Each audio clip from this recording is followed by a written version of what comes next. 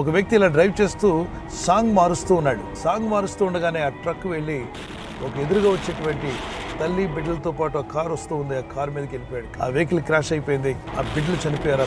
ఆమె కోర్టులో తల్లి ఏడుస్తూ చెప్పిన మాట ఏంటంటే, దయచేసి ఎవరు కూడా మీ పాటల కోసం ప్రాణాలు తీయొద్దు, అలాగే మాటల కోసం ప్రాణాలు తీయొద్దు.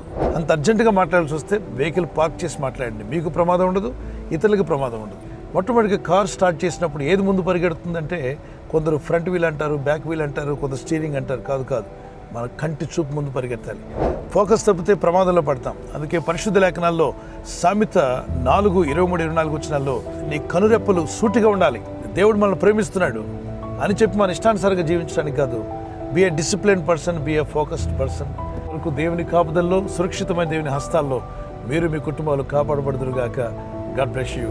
పూర్తి వీడియో కొరకు క్రింద ఉన్న లింక్ ను క్లిక్ చేయండి. ఈ ఛానల్ ను మీరు సబ్స్క్రైబ్ చేసుకోవడం వలన 2 పనులు జరుగుతున్నాయి. ఒకటి, సువార్త జరుగుతున్నది, ఆత్మలు రక్షించబడుతున్నాయి. రెండవది, పేదలకు, అనాథలకు ఈ ఛానల్ ద్వారా సహకారం అందించడం జరుగుతుంది. మనం సబ్స్క్రైబ్ చేసుకోవడం వలన అందరికీ సహాయం చేసిన వారమవుతున్నాం. ఖచ్చితంగా ఈ యూట్యూబ్ ఛానల్ ను సబ్స్క్రైబ్ చేసుకొని బెల్ బటన్ ను క్లిక్ చేయండి. మీకు వెంటనే మెసేజెస్ పంపబడతాయి.